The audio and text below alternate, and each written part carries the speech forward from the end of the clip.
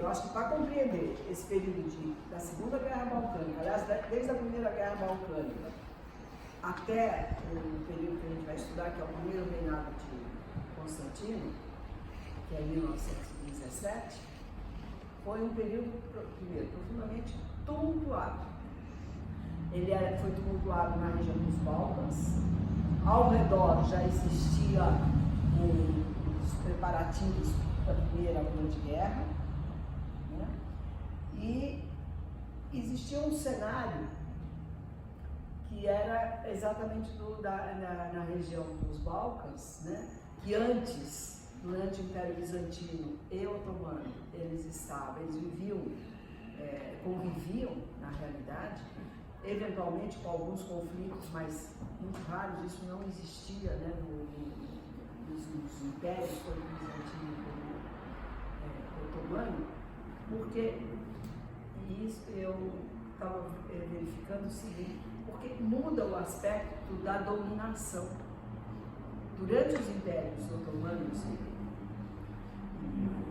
bizantino, as populações, os grupos étnicos, eles conviviam e não existia por parte do Império a necessidade de mudar a cultura das pessoas, aquela sua herança que a caracterizava como um grupo étnico. Com a instituição do Estado, né, dos países, com essas novas fronteiras que a gente verifica a partir do início do século, quer dizer, veio o processo do século XIX, mas acaba se caracterizando de uma forma mais precisa no início do século XX, você tem o início de um processo de colonização. Porque esta filosofia de um Estado, uma nação, um Estado, né, uma língua, um povo, faz com que você interfira, né, na parte cultural do outro. Então a colonização, quando ela veio, e isso depois a gente pode verificar, principalmente a partir da Primeira Guerra Mundial, isso começa, é assim, é alguém tentando estabelecer um modus vivendi de uma forma, do ponto de vista cultural, do ponto de vista econômico, do ponto de vista da linguagem, como se fosse algo monolítico igual. Eu tenho a verdade e eu a imponho para você, na realidade. Você tem que aceitar. Então, o processo de colonização é diferente do processo da convivência que existiu na época de impérios. Então, mas isso eu acho que vale a pena a gente estudar de uma forma um pouco mais profunda. Lembrando que daqui a 2 anos vai completar 200 anos da independência da Grécia, né? Portanto, em 1921. Que talvez nós aqui no grupo de História pudéssemos pensar realmente no seminário que durasse uma semana, e trazer gente para falar sobre os vários aspectos desses 200 anos que isso representou.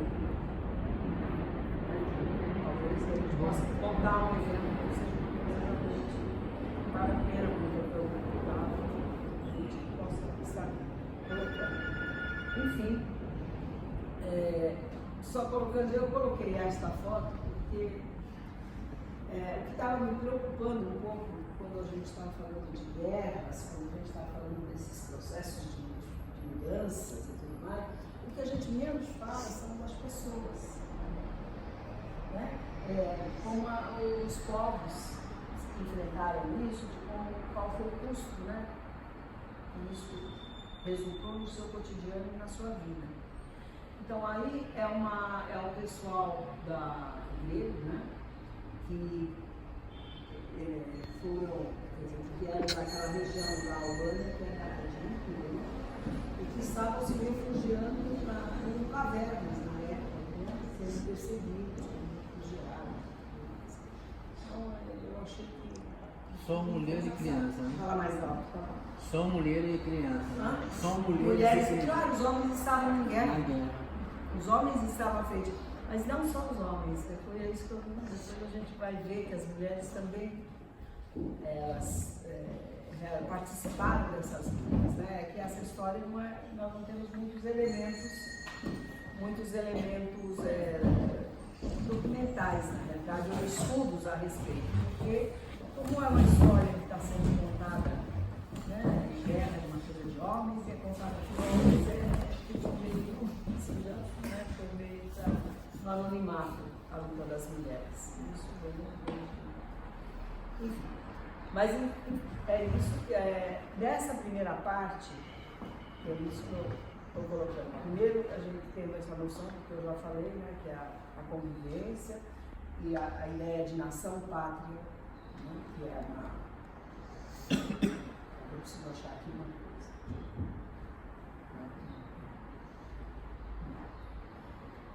Não sei onde está, mas enfim. Essa é a ideia da gente aprofundar realmente a questão do Estado, nação e pátria. Mais do que nunca, porque eu acho que é uma palestra que a gente deveria pensar em fazer. Porque ao mesmo tempo que esse período redesenhou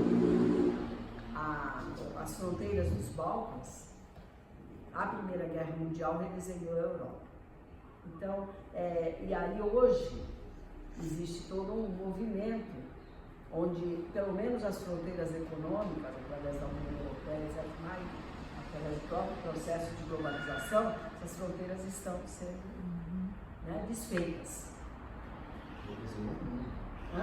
E redesenhou o mundo, claro, com certeza. Então, e aí, discutir um pouco essa questão é algo fundamental para a gente poder compreender, né, como é que esses processos estão se dando e o que é nação, o que é um Estado, o que é realmente pátria. Porque dependendo do ângulo que você vê, a história é contada de forma diferente. Nós vamos ver, durante esses seminários, todo um processo, quer dizer, esse foi um processo externo, da política externa grega, que foi a relação das guerras, da Segunda Guerra Balcânica, né, e da própria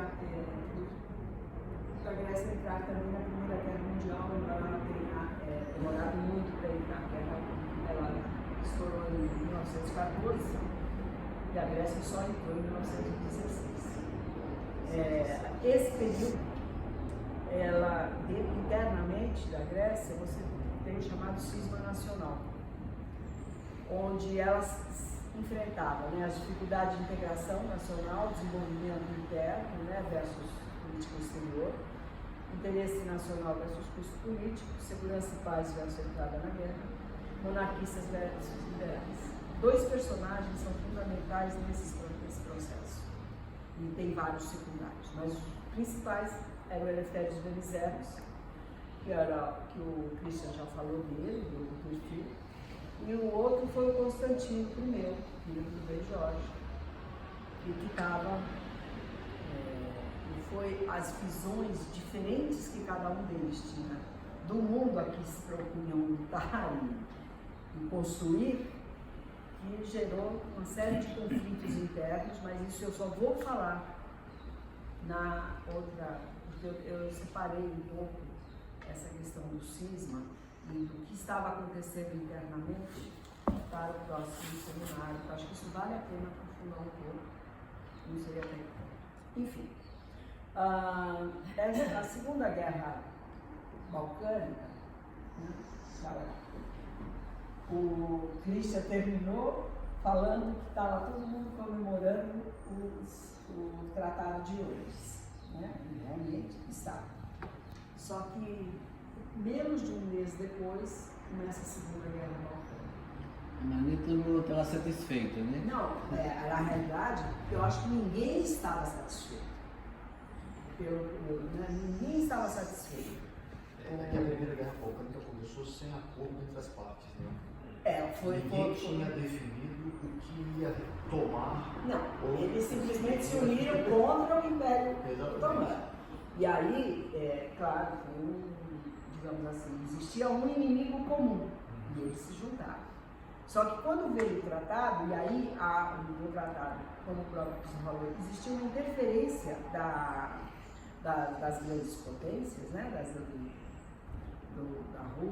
Inglaterra, da França, eles acabaram ficando insatisfeitos. Ninguém ficou satisfeito. Mas, como houve muito desgaste, estavam todo mundo já meio. Porque a guerra durou, a primeira guerra ucraniana, quase 10 meses, quase um ano, né? Durou bastante então, tempo houve aqui muito no desgaste. Eu acho que as pessoas. O exército estava muito assim, desgastado, né? E ao mesmo tempo estavam todo mundo insatisfeitos. Quando o Jorge colocou intenções búlgaras, né? Eu acho que, claro, que uma das intenções búlgaras, e que não tinha sido contemplada, era evidentemente a Salônica, né? E ele realmente tinha a pretensão de tomar a Macedônia. Só que é preciso também avaliar, quer dizer, por que eles tinham essa posição.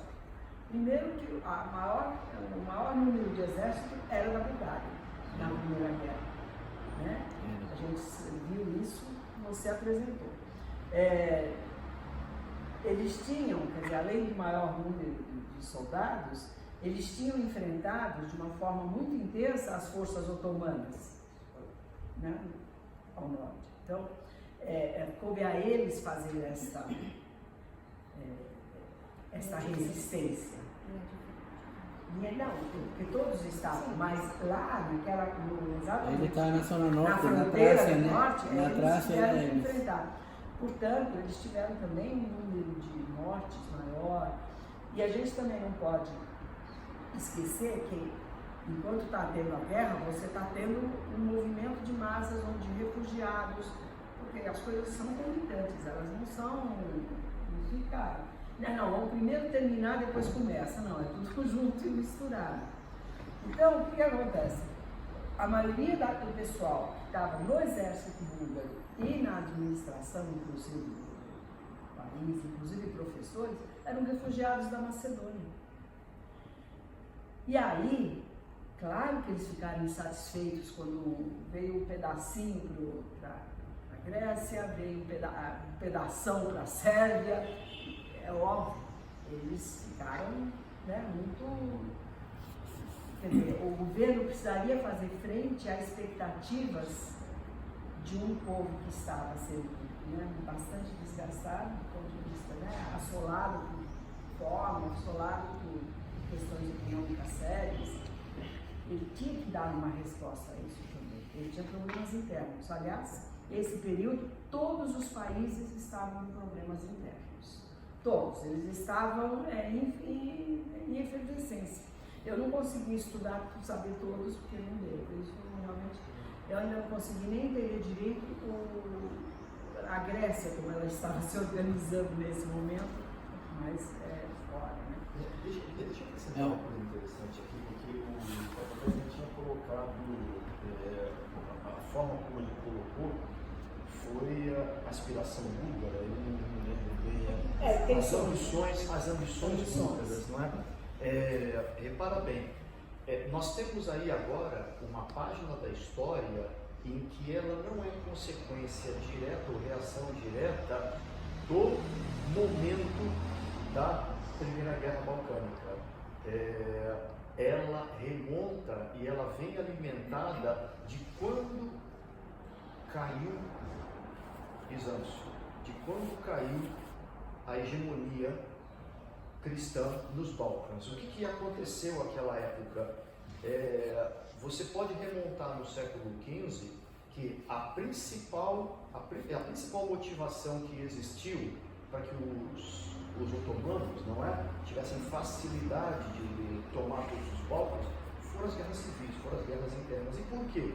Porque Bizâncio permitiu que o Império Búlgaro se expandisse, que o Império Sérvio se expandisse, e o Império Bizantino, ele efetivamente disputava esse espaço entre esses impérios, não é? Impérios bem heterodoxos, mas você tinha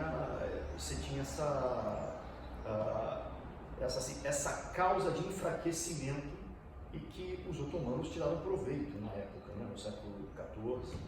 Bom, o que acontece? Quando se monta um novo governo na Bulgária, assim como acontecia na Grécia, ocorriam mesmo na Sérvia e na Bulgária. Ou seja, os gregos abraçavam politicamente a verdade velha, os búlgaros também tinham a verdade verdadeira, que era o quê? De retomar o Império Búlgaro do tamanho que era a época da sua magnitude, perfeito? Isto era um foco que existia tanto na Sérvia quanto na Bulgária. E isto é uma das coisas que os historiadores explicam por que a primeira Guerra Balcânica começou com um desconfiado do outro ou não discutindo as fronteiras. Porque um entendia que cada um tinha a sua mentalidade.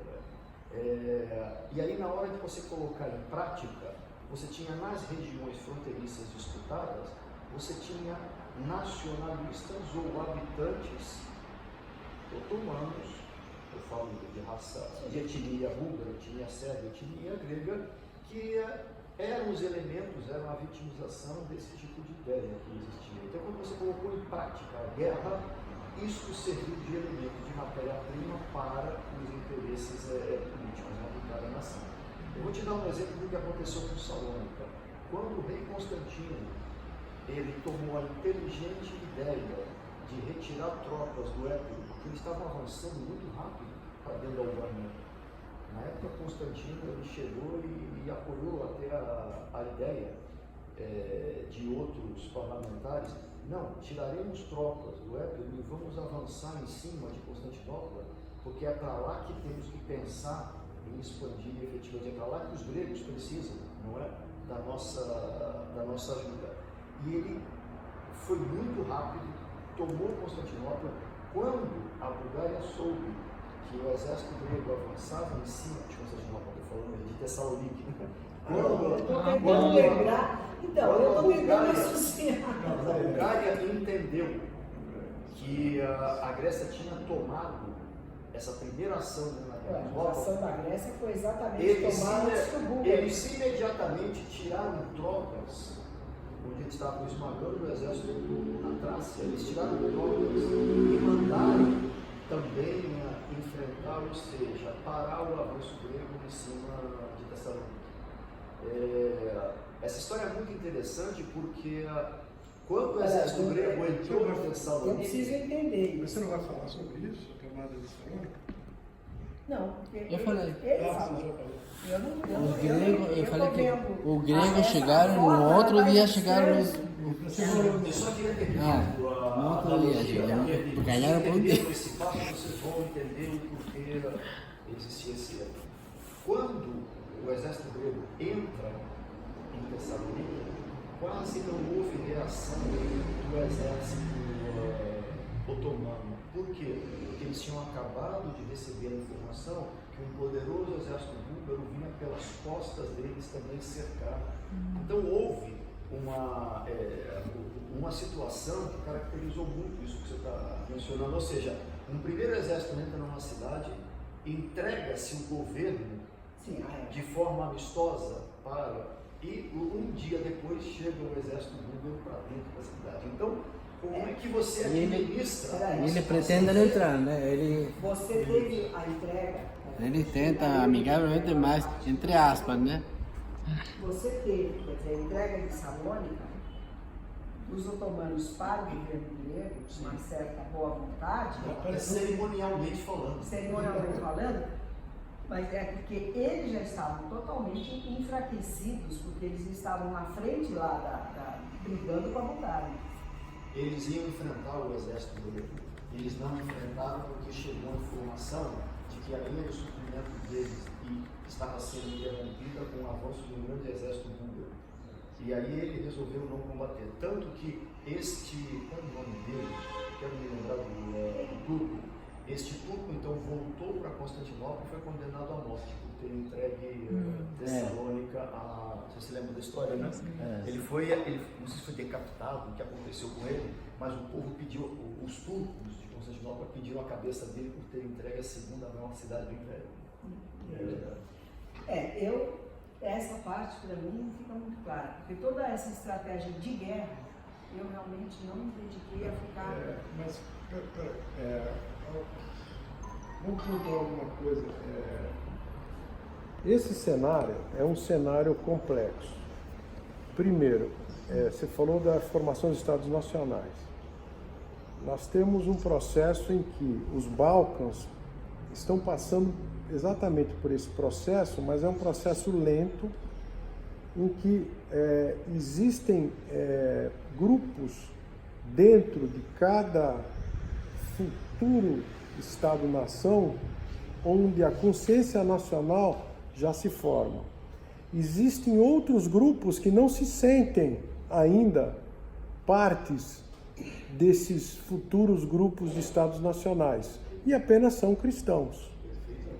Não só os Então, cristãos, como se consideram macedônios. Ou macedônios, eles têm ligações, alguns ligações a nível distrital, outros ligações. Então, é um processo muito complexo. Não há ainda essa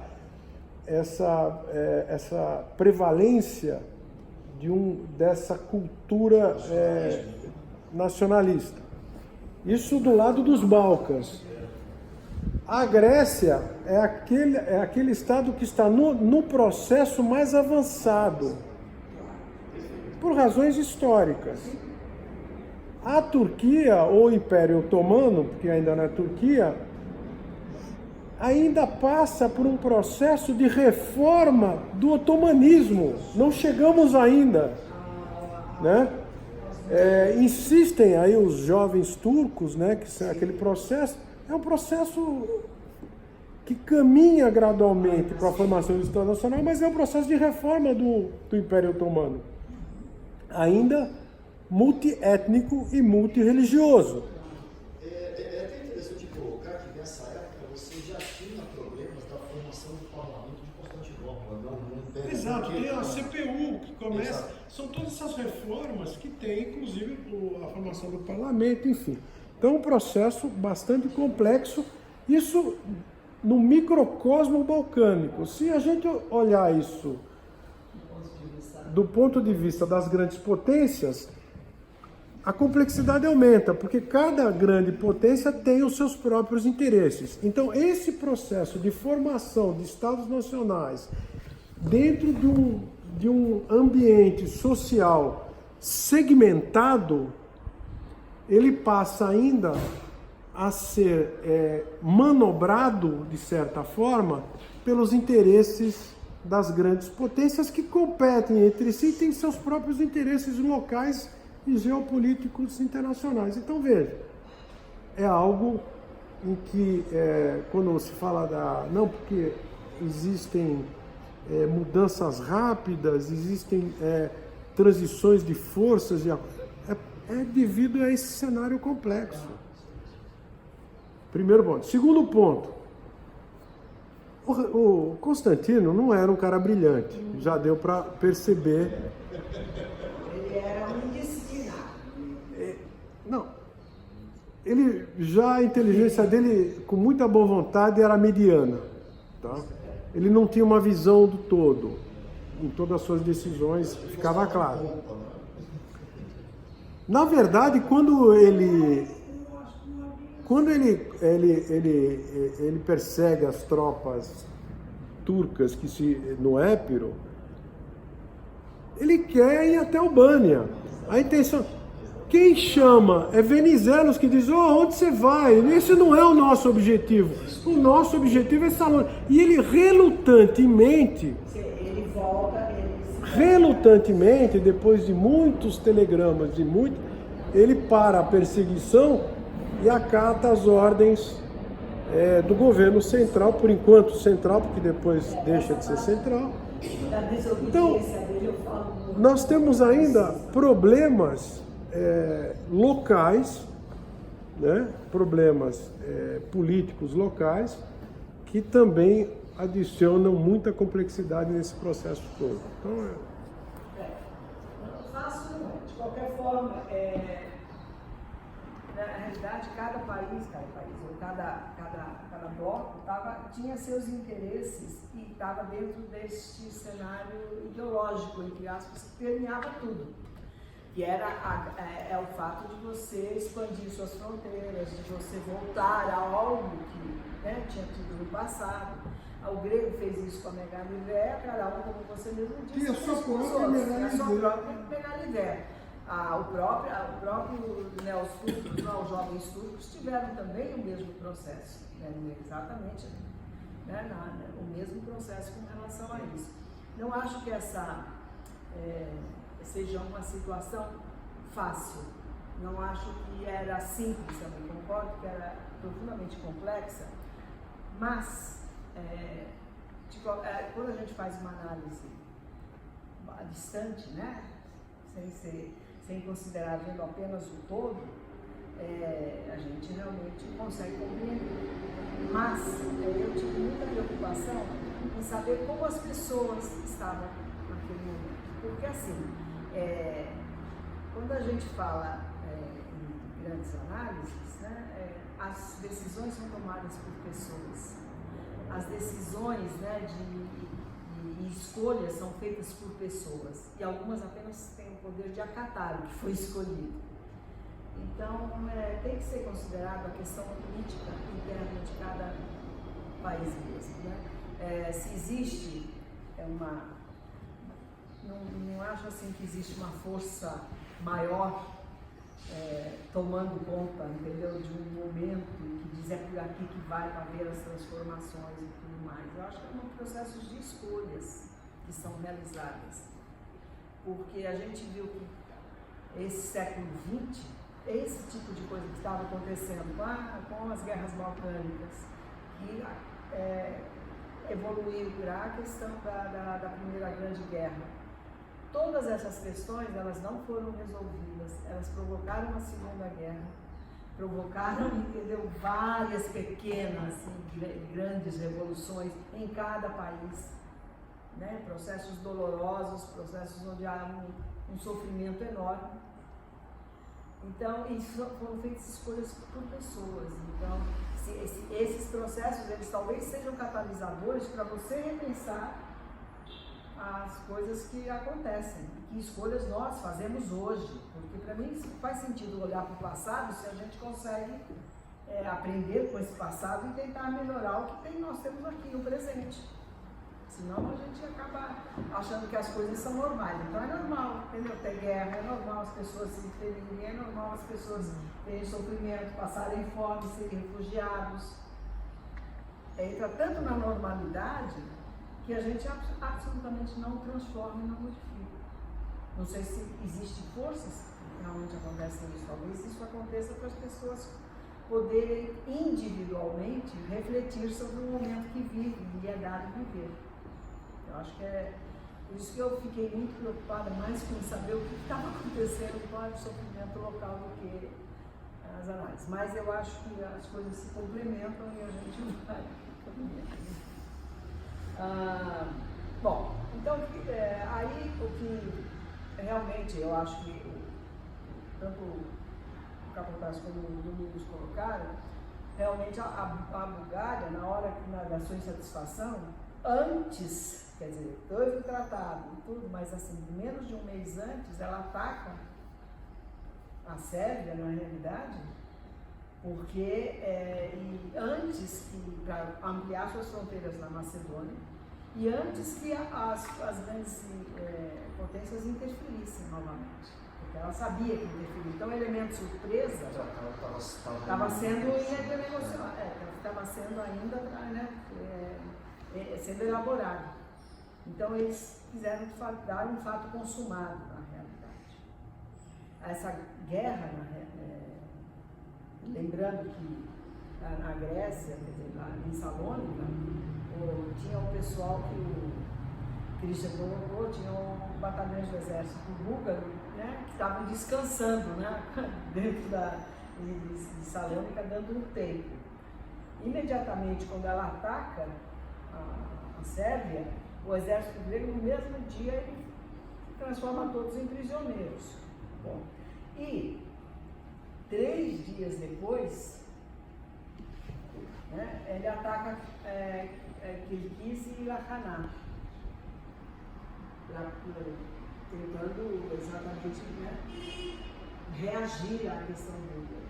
E aí eu me baseei num artigo que o professor da Universidade de Creta Case, um historiador lá, em que ele coloca que naquele momento o fanatismo foi tão grande, porque assim, vão tomar, né,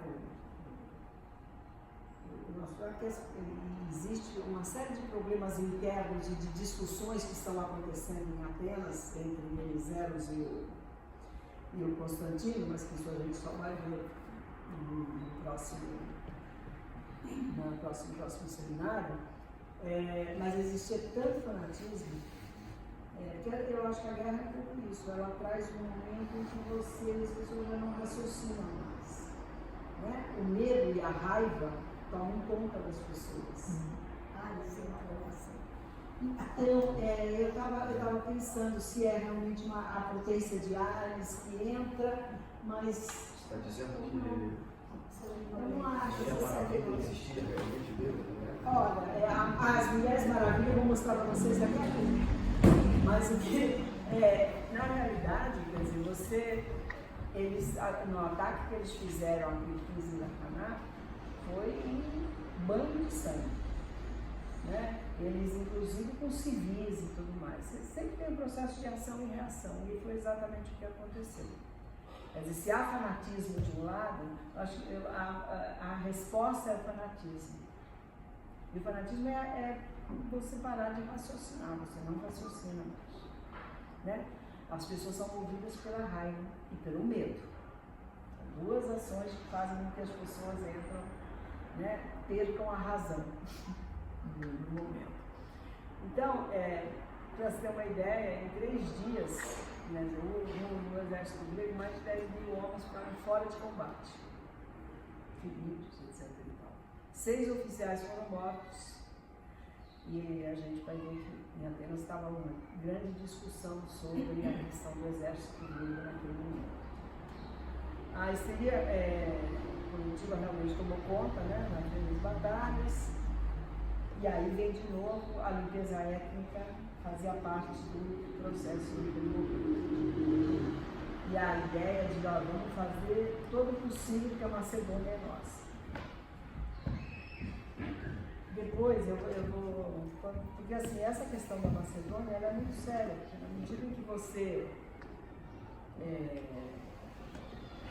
não resolve a questão, fica no desejo de se julgar dono da verdade com relação à ocupação, né, de um espaço, isso veio se estendendo e só foi resolvido, quer dizer, quando foi resolvido isso, Jorge? Foi no passado, né? Foi o ano passado. Não, ano passado não, foi janeiro desse ano. O Prespon, né? Que foi assinado, foi em janeiro desse ano, né, com relação quem usaria o nome de Macedônia. Quem era Macedônia? Macedônia era uma região menor. Depois, no final, eu vou ler só um pequeno depoimento que me deram, só para ter uma noção de como é que as pessoas, provavelmente também na Clara, pensaram assim. Enfim,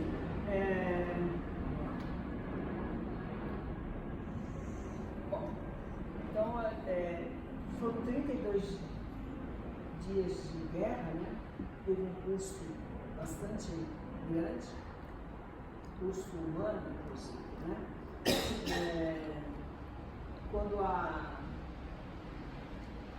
Romênia também entrou na guerra, aí a Bulgária, na verdade, tinha apostado ela contra todos, né? Foi um ato, eu acho que de desespero. Bem búlgaro, diga-se de passagem. Bem búlgaro, diga-se de passagem, a ver pela história da Bulgária. Sem preconceito. Não, foi um erro totalmente tático ali.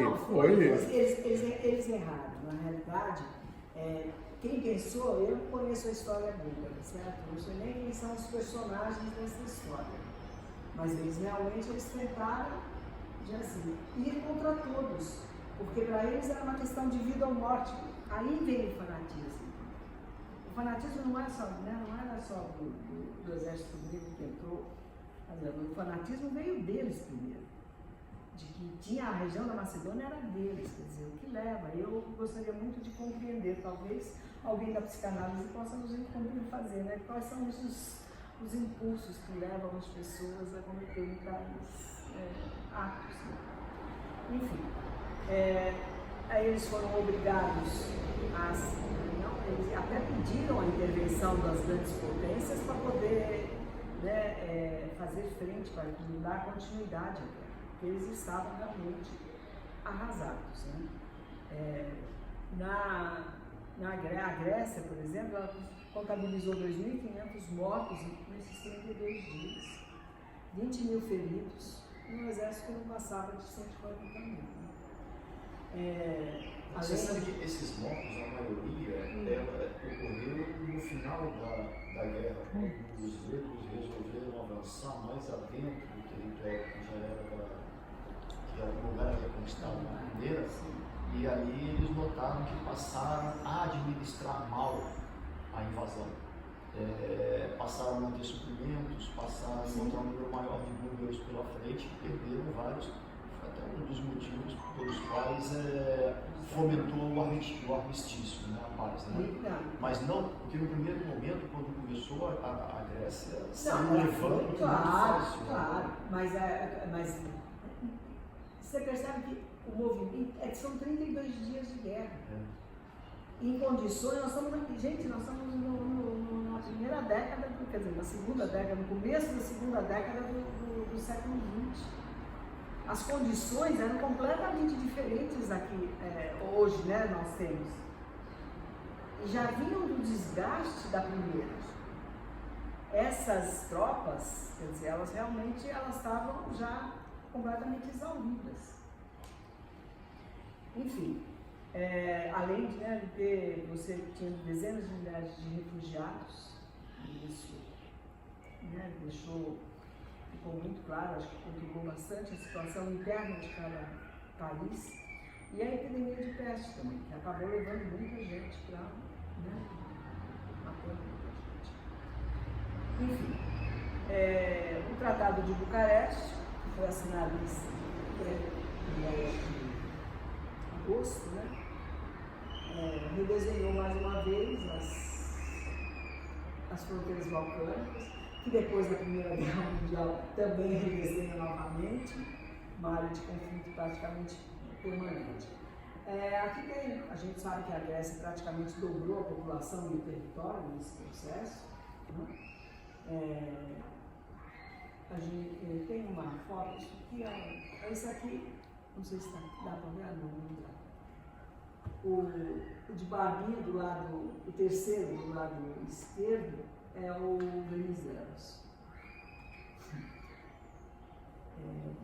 Eu acho que aqui, não sei nem se esse mapa está correto, mas você que é entende de mapas, você é favor, porque aqui dá uma noção clara de qual foi os territórios conquistados. Tem aonde? Fala para mim. Imbros e Tenedos, essas ilhas, eu não me preocupei muito com coisa, até porque o Dom Carlos estava todo na mão dos italianos, entendeu? O Dom Carlos está com os italianos, você fala lá em cima. Então, em Dardanella, os Imbros e Tenedos estão pintados de Império Otomano. E essas ilhas ficaram só 10 anos na mão dos gregos, né? E eles pintam como se nunca tivessem. Sim, como se fosse. Essas duas ilhas, elas foram um acordo da troca de população. Quando houve a troca de população em 23, o governo turco exigiu que Imbros e Tenedos pertencessem ao Império Otomano, e o argumento que eles colocaram é que foi dali que os gregos tomaram Troia. Foi muito engraçado a tratativa. Mas, e aí eles retomaram as ilhas. As tratativas, elas são engraçadas como as pessoas negociaram. Sim. Porque a gente vai ver que tanto o Venizelos, né, ele negociou ilhas, troca inclusive, e como a Inglaterra também oferecia coisas para que a Grécia participasse da Primeira Guerra, tem uma história aí que a gente só vai ver quando a gente estiver falando do cisma, porque realmente foi bem complicado. Foi levantado aqui, você levantou aqui, você e o Cris levantaram dois pontos interessantes como as guerras são rápidas e logo em seguida existem já tentativas, né, de se pôr fim a esses embates. Não vamos esquecer que grande parte essas guerras, esses embates são potencializados pelas grandes potências e são eles que iniciam e põem fim, de uma certa forma, de forma indireta, que eu quero dizer. De uma forma indireta e, obviamente, eles não têm as grandes potências não têm o controle do fato, mas têm o controle da intervenção, dos suprimentos, dos financiamentos. E nesse processo se põe fim a uma guerra quando se estabelece uma situação física que passa a interessar certas partes. É assim que os interesses das grandes potências se movem nos Balcãs. Tá? Então, olha, a Bulgária perdeu, mas ela perdeu, veja ali, que nunca foi dela. Né? A Grécia troca o norte do Épiro pela Trácia e vai expandindo. Então, isso interessa, porque a Itália tem interesses na Albânia. Sim. Né? Então, as coisas começam, e fora isso, nós temos uma outra grande potência, que é o Império Austro-Húngaro, que passa a ter interesses. Então, tudo isso está em jogo, e são exatamente essas peças que forçam um armistício. Olha, vamos aqui chegar a um acordo e se faz a divisão dos Balcãs. Simplesmente isso. Você começar, por exemplo, quando estoura a Primeira Guerra Mundial, o Venizelos corre rapidinho na Inglaterra oferecendo o exército grego para integrar. E a própria Inglaterra diz não, agora não, nós não queremos. Por quê? Pelo menos foi o que a Inglaterra disse que não queria, era porque ela tinha interesse, como a Bulgária e o Império Otomano ainda não tinham, né? Porque não tinham entrado na Primeira Guerra, eles ainda tinham esperança que eles entrassem a favor da Entente. Então, e era recusado, porque a Grécia era também um ponto de discórdia, porque tinha disputa com o território, né? E com a Bulgária esse tema, claro, não é o nosso tema. Não é, eu vou pôr isso na... Foi colocado, mas deixa eu só ilustrar uma questão. A entrada da Grécia na Primeira Guerra Mundial, ela tem motivações muito mais centradas na questão de Tessalônica do que qualquer outro tema. Tessalônica, antes da Grécia entrar na guerra, ela foi um porto de interesse inglês, os ingleses que se projetaram e disseram: a Primeira Guerra começou por causa da Sérvia, eu só consigo chegar na Sérvia através do porto de Tessalonique, vou despejar tropas lá. E isso começou ainda num acordo, primeiro, num acordo que não foi traçado e numa imposição da Inglaterra. Então, eu vejo assim, né, historicamente, o Venizelos, eu acho que quando ele procurou a Inglaterra, ele procurou de forma reativa, mas não motivada por ele, pelos interesses gregos, porque a questão de Salônica para a Grécia, ela foi muito mais confusa. O que aconteceu naquela cidade antes da Grécia entrar, do que efetivamente em cima dos auspícios do parlamento com relação ao querer que se o posicionamento da Grécia. Então, se a gente for estudar a Primeira Guerra, vamos estudar profundamente o que aconteceu em Salônica para poder entender melhor esses movimentos. Então, mas se você for estudar do ponto de vista do que estava acontecendo na Grécia, qual era a discussão política que existia, qual era a posição do Venizelos, que era contrária, e quais os interesses, tanto do Venizelos como do Constantino, quais eram os interesses deles, que eram opostos, porque a visão que eles tinham, a questão é a visão que eles tinham, claro, ligados cada um a determinadas potências. A visão ganhou o que aconteceu em Salônica. Salônica que criou o argumento para... Mas pelo Venizelos, ele já teria entrado, desde o primeiro momento que estoura a Primeira Guerra. ele coloca isso claramente, tem documentos para isso. Que são... Não, perfeito. Mas... E aí a Inglaterra disse não. Não. Não é que a Inglaterra... Não, aí... Salônica. As forças... A Entente ocupa a Salônica durante um certo momento. Independente de...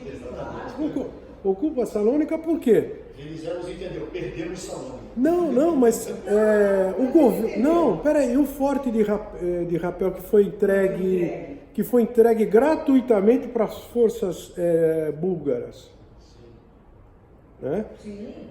Para as forças do Império, do eixo, digamos assim. Como é que se era chamado? Esqueci o nome do eixo central, né? Que era o Império Austro-Húngaro, os alemães e o Império Otomano. E os búlgaros. Não, o Império Otomano. Império Otomano. Isso. Então foi... Quando se perde esse forte, aí a Entente passa... Opa, existe um grave risco do governo grego apoiar os inimigos. Sim. Mas isso é um processo. Você tem várias... primeiro que aconteceram várias reuniões que aconteciam tanto do lado do Constantino com relação... do Venizelos em relação à Entente, assim como do Constantino em relação ao grupo alemão, né, ao seu cunhado. Existiam várias reuniões secretas entre eles, e acordos secretos entre eles. Independente disso, quer dizer, o que me causou estranheza foi essas coisas, imediatamente, mas eu acho que a motivação do Venizelos é a questão da grande ideia. Ele não se conformava de ter perdido.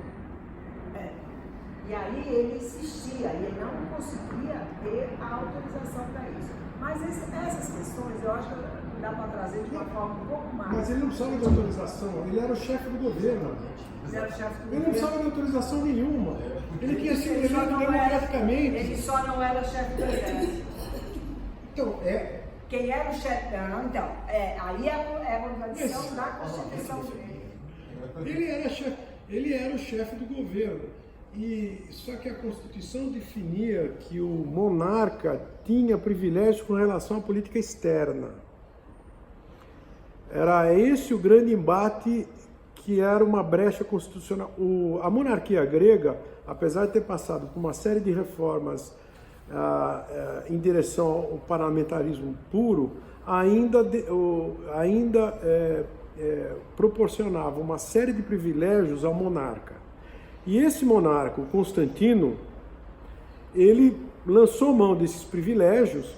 Ele tinha o privilégio de não acatar, chamar eleições, ele tinha um privilégio sobre questões centrais de política externa. Tanto ele lançou mão disso, o que aconteceu? Que ele foi deposto pelas grandes potências que tinham, em função do processo de dependência, eram as potências garantidoras do Estado. Então, nesse jogo de poder, a última cartada ficou com as grandes potências que falou, vai passear. Com as grandes potências, a cartada sempre fica. Por último, ficou com elas. Quem dá as cartas são eles, não são, entendeu? Os outros, eles jogam conforme as cartas são distribuídas, ponto. Isso a gente sabe. E aí as pressões podem ser políticas, econômicas e sociais, seja lá o que for. Existem vários mecanismos para isso. Sim, mas isso não teria sido necessário se não houvesse esse grande cisma, essa grande divisão entre rei e o poder político constituído, que era o governo e o primeiro-ministro. Isso causou um cisma, isso causou... As potências, em última instância, elas depunham reis na Grécia. Era sempre a última instância.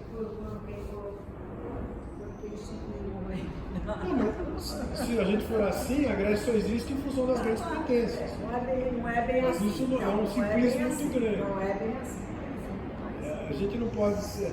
Não, a história... Bom, enfim, redesenhadas fronteiras que só vão ser resolvidas muito mais tarde, com outras lutas. O quadro ficou mais ou menos assim, dá para ver bem qual quanto de terra cada um ganhou, porque que a Grécia praticamente dobrou o seu território e a sua população. Vamos com coisas mais apenas. Eu publiquei isso aqui porque é uma foto que uma família de imigrantes negros tinha conhecido. Aqui no Brasil? Aqui no Brasil. Era de uma família de Lucas Keftakis, a família. Ele era de Arácova. A mãe dele, quer dizer, o pai dele serviu nas guerras balcânicas. A mãe dele bordou. Ele conseguiu guardar essas coisas, né? Não, o filho dele me trouxe, e é um papel, em seda, bordado. E aí tem a figura do Constantino, tem a figura do pai, né? Do pai dele, quer dizer, que se é do adulto, o rapaz que mudou. A condecoração dele em medalhas e o diploma que foi dado, né? Do rei, na época, dizendo que exatamente concedendo, né, a bravura. As coisas tinham orgulho disso, né? Mas não, então. É que eu tenho uma história também da minha mãe. A mãe tem muito orgulho que o pai dela serviu também. Sim. E ela costumava dizer para todo mundo que ele tinha guardado a estolia, a espada. E essa história realmente eu confirmei quando visitei pela primeira vez a Grécia, achei muito interessante. Ela disse que o único orgulho que o pai dela tinha e contava para os outros é que ele cavalgava no regimento do Constantino. E quando ele voltou, foi o único feito orgulhoso da vida dele, e ele criou um baú com um estoli, com a espada, e diziam os meus tios, avós, não é? Que a espada ele fez questão de guardar sem limpar, tinha sangue tudo com a espada. E ele guardou no segundo. Eu nunca vi isso, eu nunca presenciei, mas eu escutei isso de várias pessoas. Então isso me veio até a perguntar por que ele guardava, o que significava isso, né? E agora estou vendo um segundo fato do orgulho que era de ingressar nas tropas do rei e ficar... Existe uma série de propagandas aí, já vê a propaganda da época e como é que, né, essa superestrutura funcionava. E além disso, só lembrando que nessa época, quer dizer, além da participação e do orgulho que as pessoas tinham, você também tinha um outro lado, as pessoas que já estavam imigrando para outros países. Os avós dela já vieram para cá, embora como era da Ilha de Rhodes, ainda estava sob o domínio italiano. Mas você já tinha gente aqui desde 1911, da Ilha de Creta, e você desde 1909, aliás. Já tinha gente da Ilha de Creta aqui, né? Já como imigrantes. E embora a Creta também só se foi incorporada, e é muito interessante essa incorporação de Creta, que também só vou falar depois. Mas as guerras balcânicas, até a Primeira Guerra, assim, mexeram efetivamente com a cultura, com a situação. Com certeza. Porque se eu pego poucas histórias que tem desse mesmo avô, minha mãe comentava que quando ele esteve na guerra, ele já era casado com a minha avó, mas lá ele encontrou uma grega que nunca tinha pisado no reino da Grécia e teve um filho com ela. Então eram coisas que aconteciam assim, né? E que fazia a unificação da ideia de maneira social, né? Isso é muito interessante. Cada um interpreta, entendeu? Essas conquistas iam além da história. Até as Índias Boiônicas aqui. Sobre a República Autônoma de Épiro, no norte,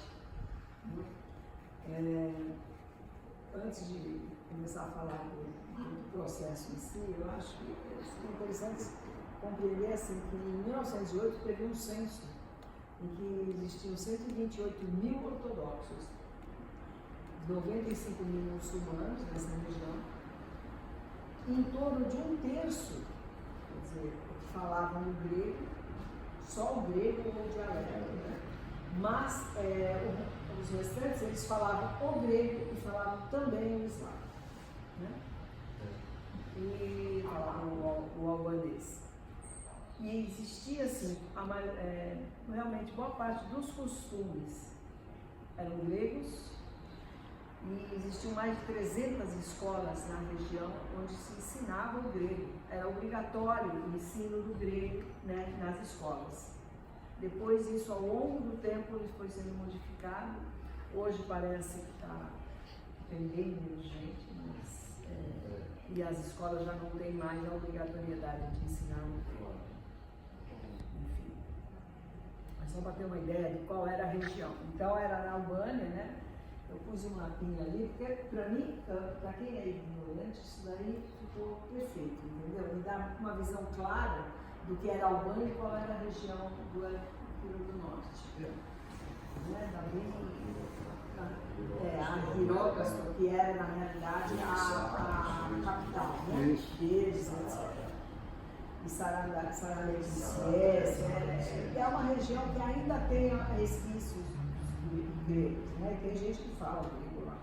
Mas houve uma política do Estado albanês de erradicar completamente o ensino do grego, e isso foi nas últimas 4, 5 décadas é que foi uma política do Estado albanês. Do Estado de acabar com esses... Tem um gráfico, inclusive... E a Grécia, obviamente, vamos dizer... Essa é uma região, gente, Isso é uma vergonha para a Grécia.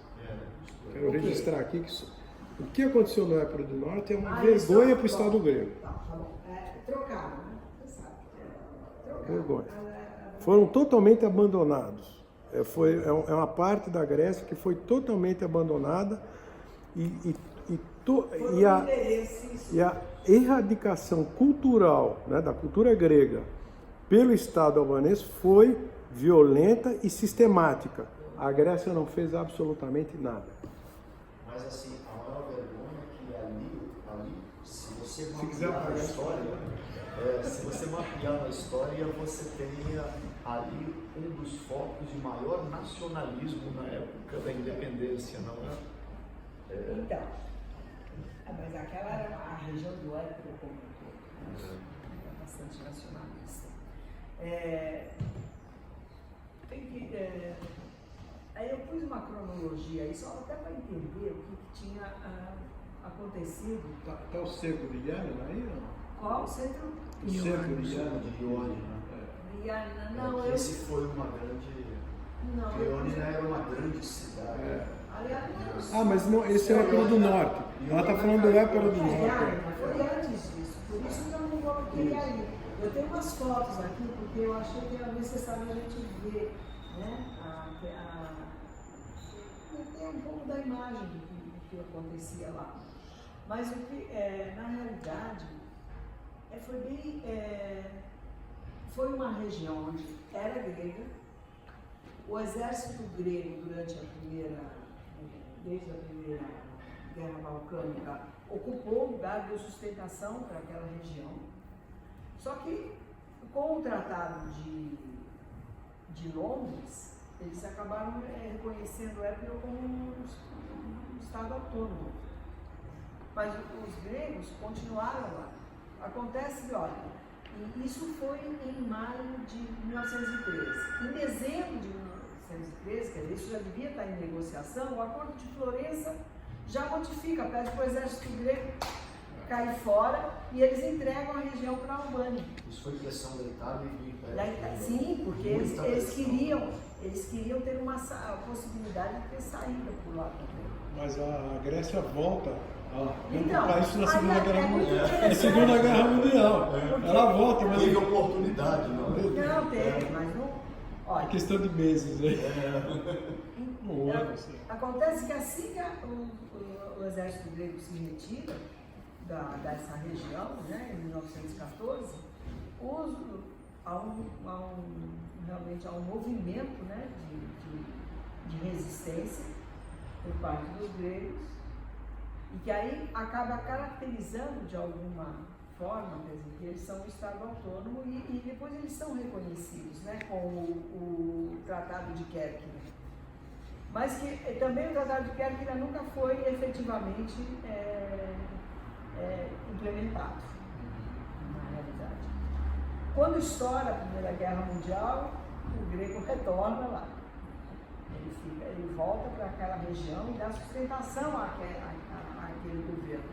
Só que em 16, né, quer dizer, quando a Grécia entra em guerra, na Primeira Guerra Mundial, a Itália acho que já estava querendo que isso aqui que os gregos saíssem dessa região.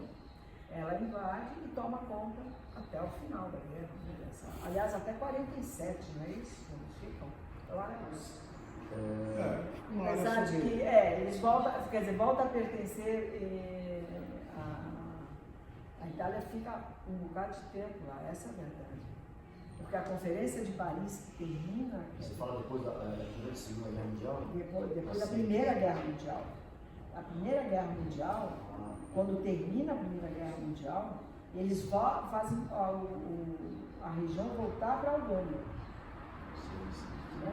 Mas só que aí também se caracteriza como se, para evitar uma guerra civil, há uma série de reconhecimentos por parte da Albânia como, do ponto de vista das escolas, da educação, tudo, reconhecendo que lá é um caso específico, para tentar evitar uma guerra civil. Né?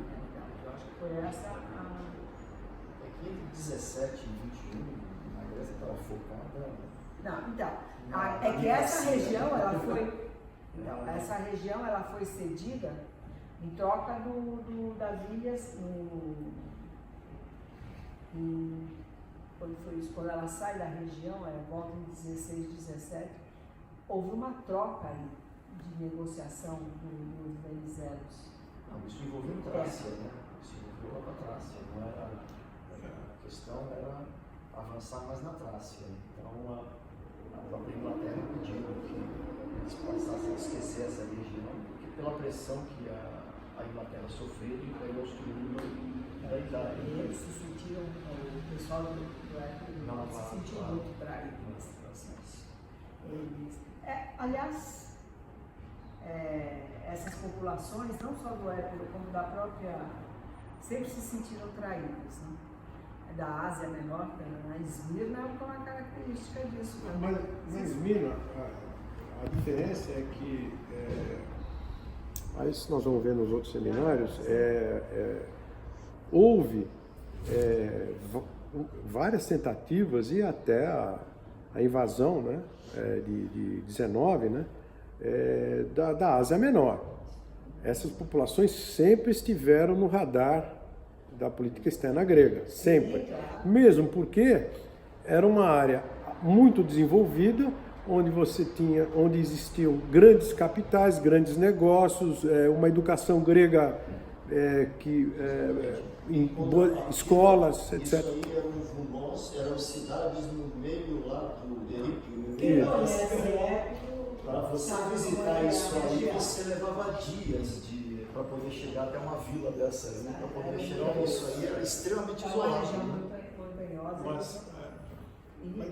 Mas essa questão é importante. O ótimo é inimigo do bom e o bom inimigo do regular. Ou seja, havia essa Megalidea, ela simplesmente virou um pesadelo no final das contas. Era um grande sonho que acabou virando um pesadelo por uma série de erros estratégicos, uma série de oportunidades que foram perdidas. A Inglaterra chegou, num certo ponto, a pedir para os Venizelos participar da invasão dos Dardanelos, que seria... Não, depois tivemos a oportunidade de Chipre, que seria o ideal. Para você ver as contradições, os erros e as contradições internas locais gregas, que é muito fácil culpar as grandes potências, tá? É muito fácil culpar as grandes potências quando não se enxerga os grandes problemas, as contradições internas. Que é isso que nós vamos ver no próximo século. O cisma ele trata disso. Se a gente não conseguir fazer um mergulho no que aconteceu, como é que as pessoas pensavam, porque assim, o cisma ele acabou repercutindo na Guerra Civil, depois da Segunda Guerra Mundial. Quer dizer, quase 50 anos de história você tem depois, né, uma guerra civil que foi profundamente dolorosa e que ainda deixa marcas até hoje. Então, isso eu acho que vale a pena a gente estudar um pouco mais profundamente para poder compreender como é que essas pessoas pensavam. São frutos de uma época? São. Eu acho que as pessoas, elas representam uma época, né? Elas são envolvidas com um momento, né? Que eles lá viver. Então, como é que essas pessoas pensavam?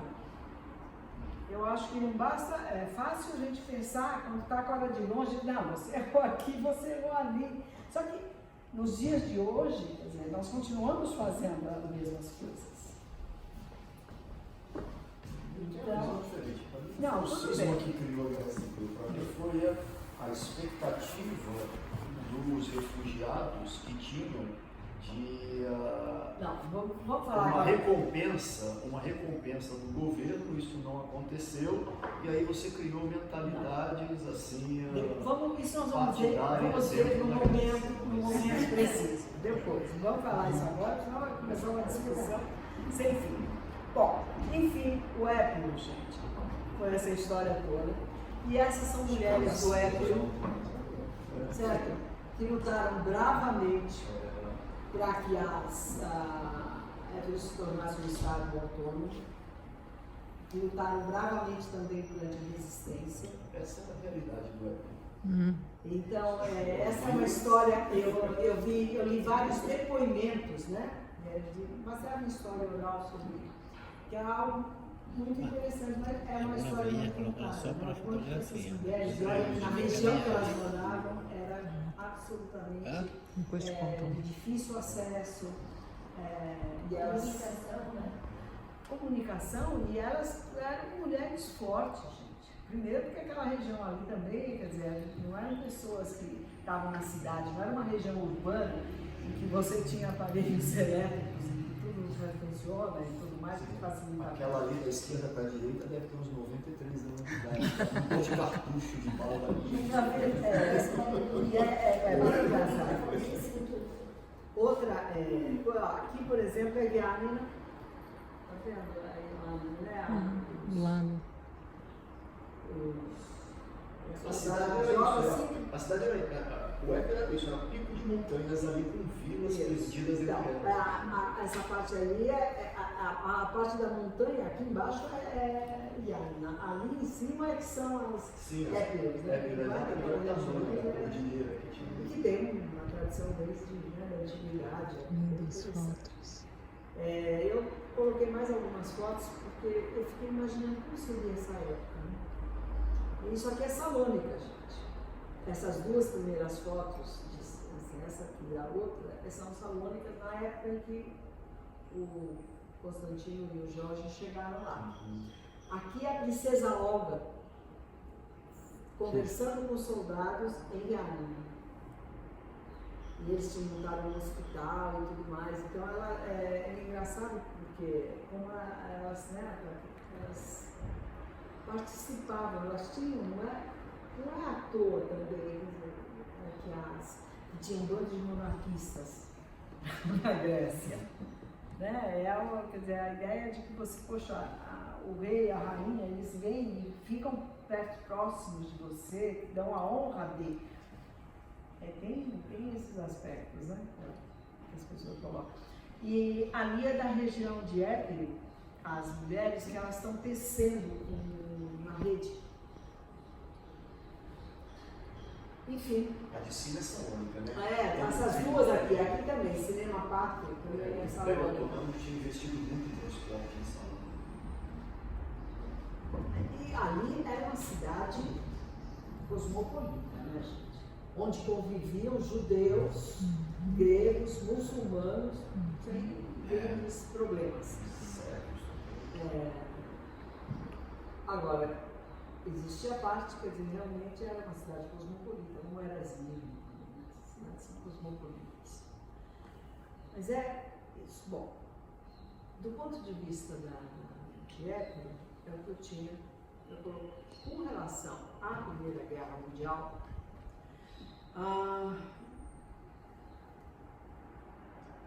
eu vou passar rapidamente. A Marina deu um resumo, né? Mandou para mim um resumo disso, e eu vou passar um resumo porque assim, eu vou falar no próximo seminário também sobre a parte da entrada da Grécia na guerra. Quem vai falar da saída dela da guerra vai ser a Lígia.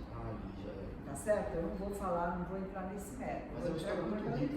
É uma história muito rica para desdobrar essa questão. Agora, a questão da Primeira Guerra Mundial ela é profundamente complexa e eu acho que valeria a pena a gente fazer depois, talvez uma palestra um pouco mais específica, ou talvez à frente, alguma coisa que a gente realmente se aprofunde mais. Eu só vou dar as linhas gerais que a Marina mandou, porque eu não tive tempo, né, de me aprofundar nisso. Ela coloca quais são os grupos. Essa foto, só para vocês saberem, é da... Então, a foto foi também de uma família grega que mora em Porto Alegre, que recebeu, que era do avô dela, durante a Primeira Guerra Mundial. E eles estão no Egito. Ele foi servir, né, na frente lá do Egito. E aí eu achei a foto tão linda. É uma foto. Então, acho que pode ilustrar que tem uma questão. Bom, aí são quais são os blocos, né? A Tríplice Aliança e a Tríplice Entente.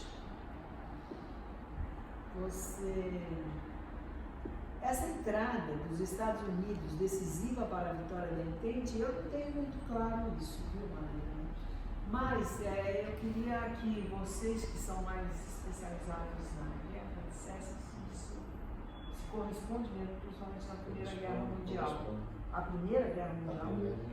A entrada do Brasil foi extremamente política. Dizem que a entrada do Brasil nessa guerra é porque afundaram dois submarinos brasileiros que estavam fazendo manobra, e aí isso, mesmo história da Segunda Guerra, né? E aí eles resolveram declarar que estariam do lado. Mandaram gente de apoio, enfermeiro, alguma coisa assim. Essa que foi a entrada do Brasil. Agora, nos Estados Unidos, foi bem no finalzinho da guerra, onde as partes não conseguiam se mobilizar, e aí os Estados Unidos entrou com um contingente. Quando os Estados Unidos entram com um contingente, aí efetivamente a Alemanha começa a notar que havia desequilibrado o peso dos exércitos, não? E os Estados Unidos foram decisivos para iniciar uma discussão entre o Kaiser, qual era o nome do alemão lá que comandava e aí o Kaiser passou a sentar à mesa para poder discutir um armistício. Mas o armistício começou porque o Kaiser começou a notar que os Estados Unidos estavam mandando inúmeros suprimentos para a Europa e ele não tinha mais como fazer frente a isso. Então, aí a explicação, porque eu fiquei meio na dúvida. Eu realmente acho que isso aí deve ter outros... Foi pesado. Não, os Estados Unidos entrou e já na Primeira Guerra mostrava que ele tinha recursos de sobra para poder apoiar a guerra. Vamos lá.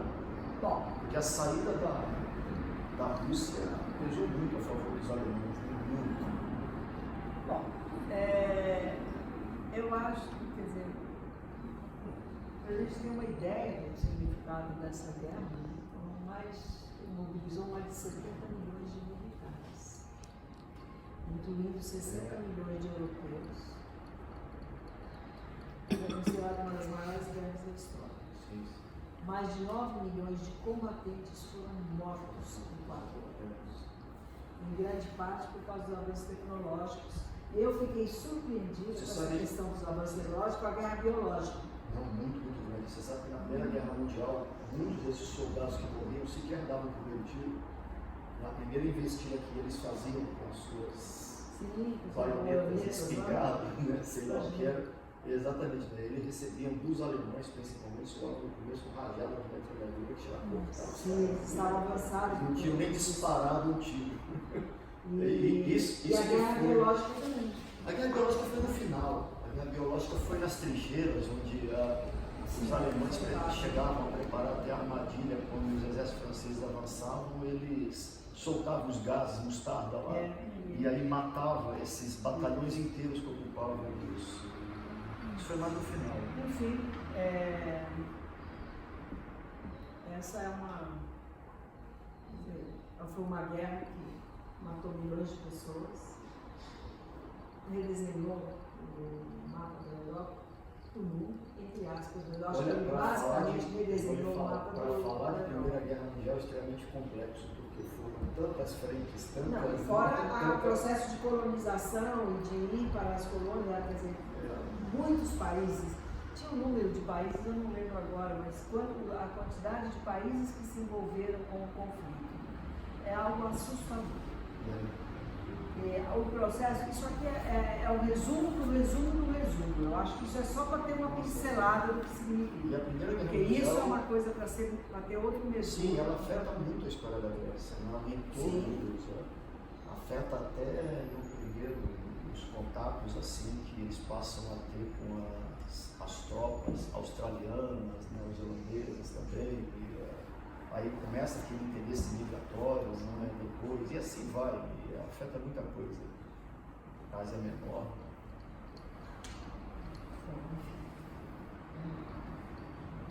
Isso é geral. E também é só uma pincelada. Né? Quem vai ter os antecedentes com esse conflito, né? Natureza étnica, afirmações das nacionalidades, bom, isso também nós estamos vendo isso acontecer, né? A natureza política, né? Os nossos estados nacionais. Acho que ainda está tudo muito superfície, ainda isso aí seria realmente a gente considerar do ponto de vista da compreensão. Mas assim, como pincelada, é só para se ter uma noção do que significa essa guerra. Né? Ela tem vários aspectos. Político, militar, econômico, né? E eu acho que são interesses geopolíticos, né, que existiam nas grandes potências na época também. Enfim, como teria se declinado o cenário, né, catastrófico, aprendi que guerra é instrumento político, né? Exterior, quando fala diplomacia, começa a guerra. Acho que isso também a gente aceitar apenas isso já é meio pouco. E, bom, o estopim foi o assassinato, né, do arquivo, isso mesmo. Enfim. Você sabe que, eu não sei capotar se você estudou muito a questão do estopim da guerra, mas eles começam através do assassinato em função do não se incomodar com as posições sérvias, mas a posição sérvia era um dos problemas que criou a Primeira Guerra. Não, uma grande parte estava centrada nas populações muçulmanas que eram ainda objeto de disputa naquela região da Croácia, e você tinha o Império Austro-Húngaro como uma grande potência do qual efetivamente tentava dar um encaminhamento e uma proteção dessas populações muçulmanas que viviam na região, e a Sérvia efetivamente era contrária a esse tipo de apoio. Então existia alguma coisa, não vou dizer humanista, mas era mais um pacto de proteção de população muçulmana na região, e que começa a desencadear de forma política isso aí. Né?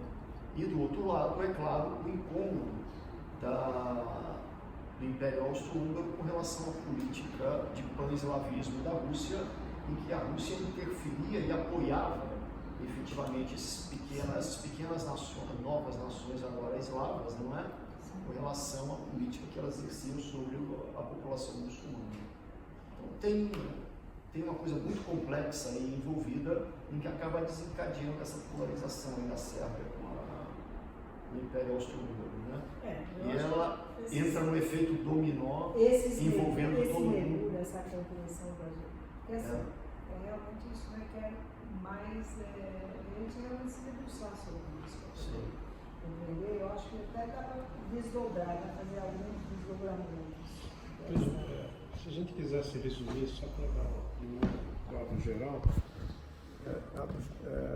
o que nós temos é que antes da Primeira Guerra, você tinha, na verdade, 3 grandes potências que, através de um processo diplomático e de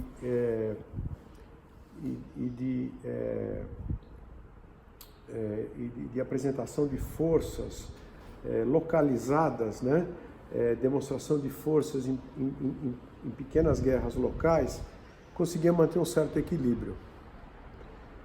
Só que você tem, só que nesse processo novos, no processo de desenvolvimento do capitalismo e de formação de nações, novos players entram nesse cenário, que é o Império Austro-Húngaro e a Alemanha. Alemanha e Império Austro-Húngaro, que formam aquele eixo central, que são que vem num atraso e disputam agora não só a hegemonia política, mas também como econômica, né? Através das suas colônias, suas áreas de influência, e que se alinham com uma potência que já não é mais potência, que está em fase de fragmentação. Império Otomano. E que faz frente ao quê? Que é objeto de desejo das outras 3 grandes potências, Rússia, França e Grã-Bretanha. Então, agora, esses grandes interesses são ramificados nos pequenos interesses locais, e aí são formadas as alianças e cada um por si, Deus por todos. Digamos que a insanidade humana está na conta de todos. E a Grécia sozinha pensando em conquistar. É nesse cenário que surge o mapa final da Grécia. É exatamente nesse cenário.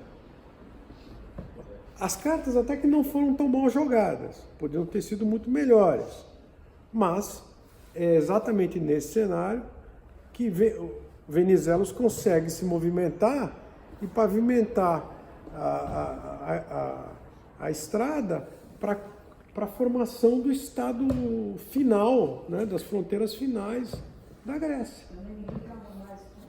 Eu mesmo pensar assim, ampliar mais ainda, eu acho que as pessoas estavam tão exauridas de tantas guerras e de tantos conflitos que você chega num ponto em que não dá mais. Mas ninguém consegue se a pergunta se você responder, como a Grécia, que sai daquela guerra dos 30 dias de 1897, totalmente falida, né? Totalmente falida, que humilhada, ela consegue, em 10 anos, virar uma potência bélica. Como isso? Isso é um milagre? O que aconteceu? Venizelos, nos seus sucessivos mandatos, institui uma série de reformas do Estado. O Estado, que era um Estado com certo viés oligárquico, com certos traços ultrapassados, ele é modernizado. Ele é o chefe de governo que mais... o maior número de normas e legislações, de leis, conseguiu promulgar num curto período de tempo. Outra política dele foi uma política armamentista e de reforma do exército, que ele fez. Agora, onde ele conseguiu os recursos? Bom, ele fez uma reforma fiscal, mas antes disso, quando a Grécia entrou em falência, uma comissão internacional falou, não, você não tem... Vocês provaram inúmeras vezes que vocês não têm condições de administrar suas próprias finanças. As finanças foram administradas logo após essa guerra por uma comissão internacional muito parecida com o que nós temos agora, só que ela já coletava impostos sobre monopólios, fósforo, sal e uma série de outros impostos alfandegários, diretamente que iam para a amortização da dívida. Após um período de amortização, houve uma renegociação dessa dívida, obviamente, como sempre aconteceu, e isso deu condições, com a reforma fiscal venezuelista, de se, pela primeira vez,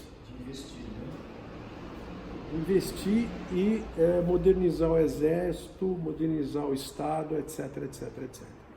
Então, esse é um ponto que também passa muito desapercebido das reformas desse Partido Liberal, tá? Que foram executadas ao longo desse tempo, que deu condições para a Grécia ser um participante ativo nesse cenário. Essa é muito interessante, porque tem ditos populares, né, que tudo se atribui a Venizelos, é verdade, não é? E até na questão da modernização do exército, tem esses ditados que eles falam, né, de Skufak para Previar, né, que o Venizelo, que era os meninos que mudaram de uniforme, né, passaram a usar o cap do exército. Sim, sim, e ele mostra o quanto que eles abandonam o Tchudá, né, abandonam aquela vestimenta da saia e passam a usar um uniforme de campanha muito parecido com o americano. A hora que eu vi, o Sufia é muito mais parecido com o americano e ele passa a modernizar e faz um investimento radical. Isso. Treinamento, armamento, indumentária, estratégia, mas é uma mudança muito violenta que acontece na Guerra dos Balcãs. É uma mudança violenta. Não foi realizada apenas assim ele fez assim, importantes mudanças, inclusive quando você usou a legislação, protegendo agricultores, protegendo trabalhadores, tem uma série de coisas. Então, até nessa parte trabalhista, existe uma... Quer dizer, e é um sujeito liberal. Então, por que o Venizelos desperta essa... Porque ele é um sujeito n-dimensional. É uma rara personalidade que... Ele é um estadista. Querendo ou não, ele é um estadista. Inteligência muito acima da média, visionário. Ninguém está dizendo que era perfeito, mas visionário, tanto que cometeu uma série de erros. Mas ele atuava em várias frentes. Ele era um microadministrador. Ele era um estadista. Tá? Ele tinha essa capacidade. Ele era do estilo Tricúpis, vamos dizer assim. Tanto que o partido dele tinha... mais ou menos ele recebia esse apoio dos antigos tricupistas, etc, etc. Tanto que o pessoal do Delianes apoiava grande parte, eram royalistas, etc, etc. Mas tem essa multidimensionalidade da personalidade do Venizelos, isso é inegável. E ele também conseguiu fazer várias, ao mesmo tempo em que ele fez uma série de reformas que foram benéficas do ponto de vista democrático, né, do ponto de vista para ampliar os direitos de cidadania dos trabalhadores. Ao mesmo tempo, algumas dessas mudanças elas foram realizadas pela força. Então, o governo dele ele foi profundamente não contraditório, mas ele foi, ao mesmo tempo que ele abria, né, maior liberdade para algumas coisas e protegia, ao mesmo tempo ele usava, ele exilou muita gente, ele prendeu muita gente, ele matou, enfim, o governo dele. Então você tinha um momento de conflito dentro da Grécia. Né? E aí, isso também é algo para a gente começar a compreender, quer dizer, o que aconteceu, quer dizer, com essa história do cisma, né? Por que existiam os monarquistas? Porque eles eram apenas assim, a favor do rei, porque o rei lhes dava orgulho, etc. E tal. Não, eu acho que existem outras questões aí por trás. Muita gente era a favor do rei pela visão que eles tinham de mundo, né?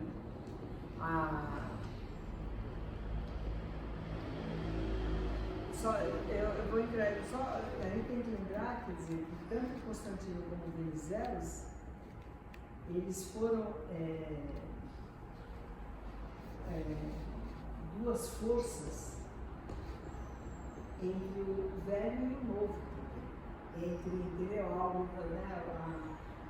a Grécia, quer dizer, a nova Grécia que pretendia, né, moderna, enfim, que eram integrados ao mundo ocidental, e o mundo da velha política grega. Só que é engraçado como ao longo dos processos essas políticas elas se misturam e elas uma volta de novo para trás e vai e vem o tempo todo. Isso a gente vai observar até hoje. Como as pessoas também mudam, como as posições vão mudando. Né? Enfim, mas a guerra mundial é isso em linhas gerais.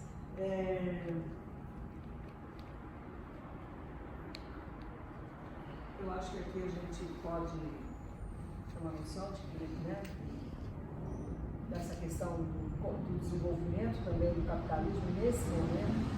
Você tem a Inglaterra que já passou por crise, os outros que já estão, né, acendendo das forças capitalistas, econômicas. Então, tudo isso a gente realmente. Um dia a gente faz uma palestra sobre isso, né, Jorge? Um dia a gente faz uma palestra sobre o capitalismo nessa época. Eu acho que a gente tem que tentar aprofundar um pouco isso. Ele determina o século XX. Bom, desculpa. O próximo seminário, nós vamos falar sobre o Cisma Nacional. As duas figuras estão aí. Vamos abordar os fatos, né, que ocorreram dentro da Grécia nesse período. Cisma Nacional enquanto crise de integração nacional, enquanto conflito de classes e enquanto guerra civil. Esses são um dos aspectos que seriam abordados no próximo seminário. Muito bem.